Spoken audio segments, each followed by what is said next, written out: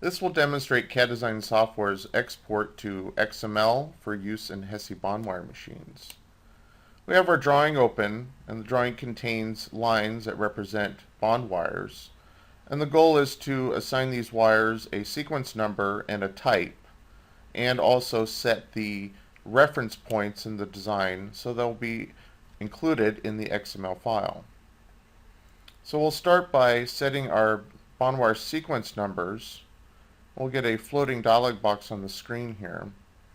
And we can set our sequence number manually here and an increment if we wanted to increment in a certain order for the bond wires. We can set the text height to appear on the screen, and we can also set an arrow size for the direction arrow for the start and end point of the bond wire. We'll set our text height to start at 0.15, and we'll set our errors to 0.2. For the type, we're going to set a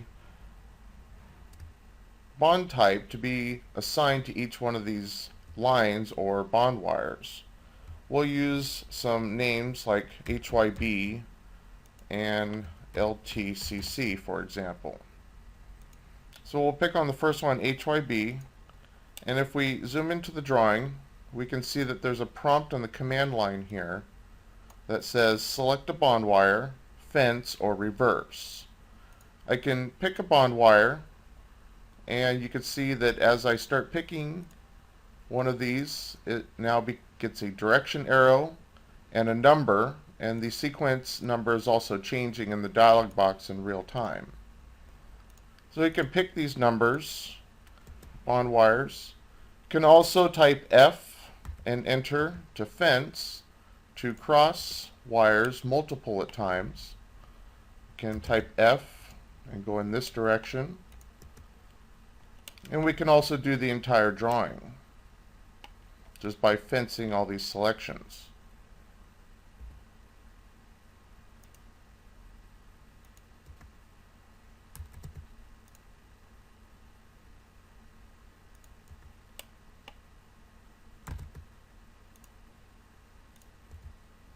I'm just randomly picking areas, but you could do this in a sequence starting from bottom to corner. As you can see, as each one of these is receiving a sequence number and a direction arrow. We could type R and enter to reverse an arrow if these, for example, were to be bonded in the opposite direction. We can now change to our LTCC type, and we could do these inner wires here. Just type F and enter to fence all of these. And these are now in a sequence number. We can change sequence numbers on the fly just by going to our dialog box here. We can set this to 10.1, for example. And you can see that updated right there. And we can assign this to a hybrid. Another method is to use the profassign command by picking a wire or multiple wires, and in here we can set an actual width if need be. We can also reset to a new type, and we can also change the sequence number. We can also create new types to be included in the database if need be. And also all this information is saved in this DWG file itself. So when it's opened again by another user, all this information will be embedded in the drawing. To show another technique, if we needed to add a wire, for example, we can create a wire from a point from here to here, for example, and go back to our BW sequence, and we could set this to a new number such as 45.2, and we can just simply add a bond wire in here and give it a sequence number.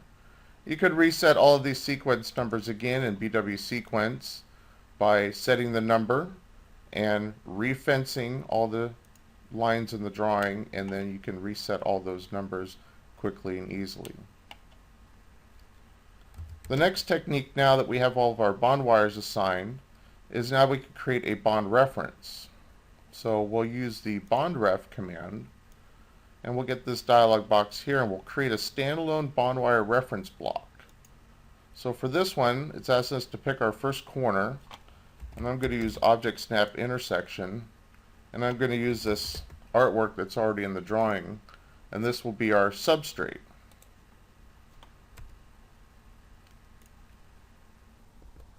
So this will be our first BDR, and we'll set this BDS to the name that we have, STR. We'll pick OK. And now it's asking us to continue creating blocks. And now we're going to add the die 1 and die 2 to be referenced and depend on the substrate here. So we'll go ahead and we'll pick again corners.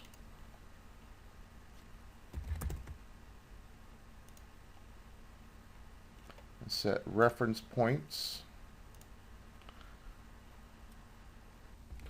So now the BDR has automatically incremented to 2, and we can set this BDS here to die 1, and this will depend on the STR. And then we'll repeat the process again, and we'll select the die 2, set a reference point here and here. This will increment to 3. This is now, we're going to call this die 2, and this will also be depending on the STR. And then we can press enter to exit that command.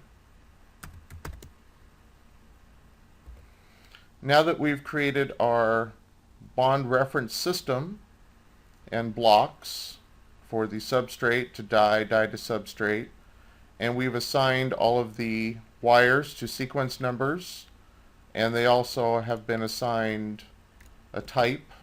This one's LTCC. This one is the hybrid type. Now we can export this to the XML file, and we'll get a dialog box here that will give us a chance to give the file a name. It'll use the default drawing name. Set an origin, rotation, scale if need be, and any substrate array parameters required. And we just pick process, and the XML file is created, and all the information for the references and the types is saved in the XML file. This file can now be transferred to a flash key or put on a network and read into the ASCII bond wire machine. If an update is needed, for example, in the actual drawing after all is done and exported, again you could return to BW sequence, and we can change sequence numbers here, assign new types, add new types to the database. We can add more wires as we did here, and then we could just simply process again and export out a new XML file.